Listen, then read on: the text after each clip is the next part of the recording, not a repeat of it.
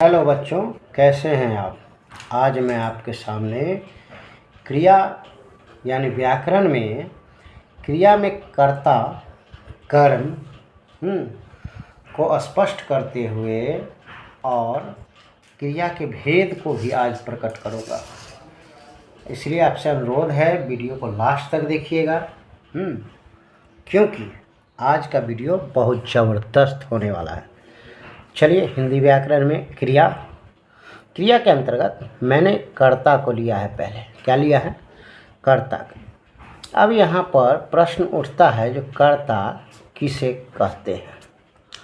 कर्ता किसे कहते हैं या कर्ता क्या है? तो हमने यहाँ लिखा जो कार्य करने वाला, कार्य करने वाला, आप हम कोई भी हो, हाँ, कार्य करने वाले को कर्ता कहते हैं। अब हम पढ़ रहे हैं या आप पढ़ रहे हैं, हम पढ़ा रहे हैं, तो आप पढ़ने वाले हैं और हम पढ़ाने वाले हैं। आप पढ़ने वाले हैं और हम पढ़ाने वाले हैं, यानी दोनों ही करता है। अगर माँ किचन में खाना बना रही है तो खाना बनाने का काम माँ कर रही है, यानी माँ करता है। ठीक है। अगर बहन पानी ला रही है तो बहन करता है। भाई पढ़ रहा है तो भाई करता है। यानी काम कोई भी हो, कार्य करने वाला को कर्ता कहते हैं। मान लीजिए, जैसे एक बच्चा है सचिन, वो क्या कर रहा है? पत्र लिख रहा है। ठीक है, तो सचिन कर्ता हो गया। उसी तरह जब हम बात करते हैं कर्म की, कर्म किसे कहते हैं, तो अब इससे स्पष्ट होगा, जो कर्ता द्वारा यानी हमारे द्वारा, सचिन के द्वारा, यहाँ सचिन के द्वारा क्या किया जा रहा है? पत्र लिखा जा रहा है। तो कर्ता द्वारा की गई क्रिया का प्रभाव जिस पर पड़ता है, अब इसमें सचिन करता है, ये पत्र लिखने का काम कर रहा है, तो लिखने का काम कर रहा है किस पर? पत्र को लिखने का काम कर रहा है। तो प्रभाव किस पर पड़ रहा है? पत्र पर पड़ रहा है। इसलिए हमने लिखा है यहाँ पे, जो ऊपर के वाक्य में क्रिया का प्रभाव पड़ रहा है, अतः पत्र जो है वाक्य में क्या है? तो ये कर्म है। मैंने आपको पहले बताया ना, पत्र क्या है? कर्म है। समझ में आ गया? कोई दिक्कत परेशानी नहीं? चलिए आगे बढ़ते हैं हम थोड़ा सा क्रिया के भेद पे। क्रिया का भेद को समझना, यानी इसको अंग्रेजी में कहते हैं काइंड्स ऑफ वर्ब। क्या कहते हैं? Kinds of verb. अब क्रिया के मुख्यतः दो भेद होते हैं। कौन कौन? तो सकर्मक क्रिया और अकर्मक क्रिया।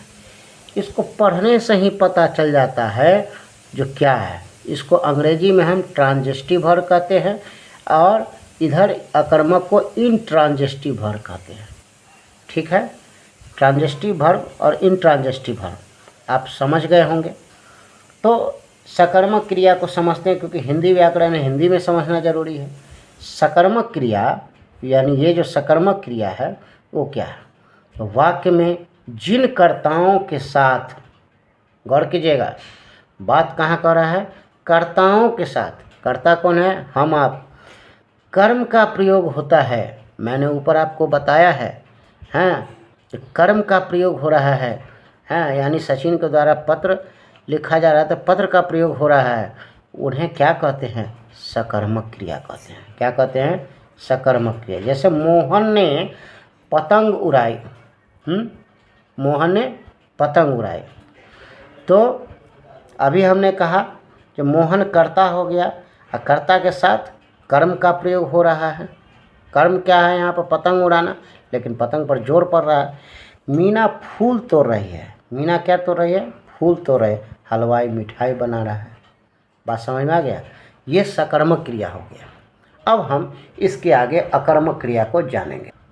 एक छोटा सा पॉइंट है अकर्मक क्रिया, जिसको कि समझना जरूरी है। जिस क्रिया का कोई कर्म ना हो, अभी कर्म होता है वो सकर्मक हो गया, अब इसमें कर्म ना हो वह क्या है? अकर्मक क्रिया है। क्या है? अकर्मक क्रिया कहलाती है।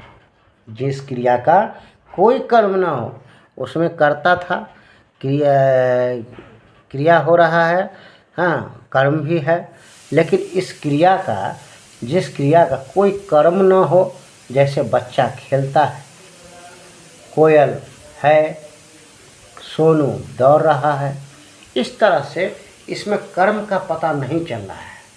हाँ, कर्ता कार्य कर रहा है लेकिन कर्म का पता नहीं चल रहा है। तो चलिए, यही हो गया अकर्मक क्रिया। अगले वीडियो में एक अच्छे टॉपिक के साथ फिर मिलेंगे हिंदी व्याकरण में। तब तक के लिए बाय बाय बच्चों, बाय बाय।